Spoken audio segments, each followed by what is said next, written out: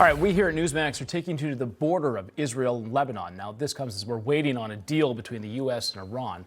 If and when that deal actually happens, though. Meantime, there are now questions about the other situation that's tied to this. Could Israel make a deal with Lebanon? The Iranian-backed Hezbollah continues to attack Israel. Here's foreign correspondent Trent with more. Israel's unofficial capital of the north feels a little quieter right now.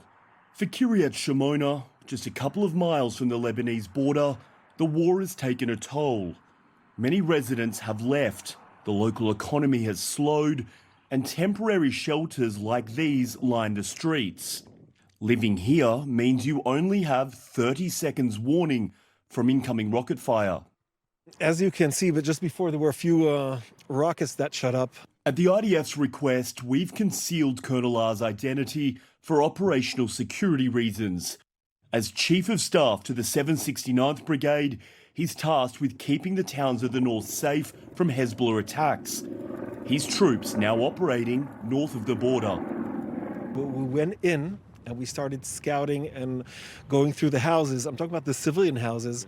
We found almost in every house, it would be or an outpost or it would be a place where they store ammunition, rifles, rockets.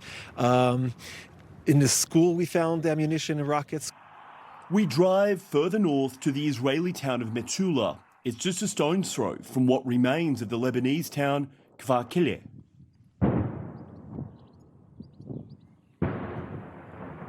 Here you can see and hear the heavy impact the war is having on both sides of the border.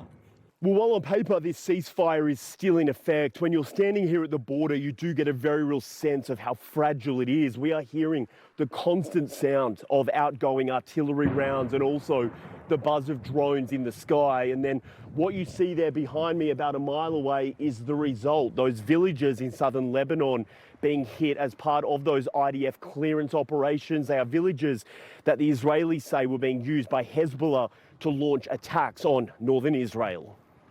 Despite criticism from Lebanon's government, Israel says it will continue to operate in the south as part of an operation to create a security buffer to protect border towns. The idea that Hezbollah had was that in a misty night, a little fog, you can see the weather now, you have tunnels that are under some of the houses. You come in with ladders, with explosives, you put them on the wall, you breach the wall, and a 5-minute run on a foggy night, you're in Metula, and we have the same thing that happened the 7th of October. So Kfar now almost, there's not a lot of the village left. As much of the Middle East holds its breath over the broader ceasefire talks between the US and Iran, for those living on both sides of this border, it can feel like life is on pause. For the people living here, a lasting peace still feels well off in the distance. On the Israel-Lebanon border, Trent, Newsmax.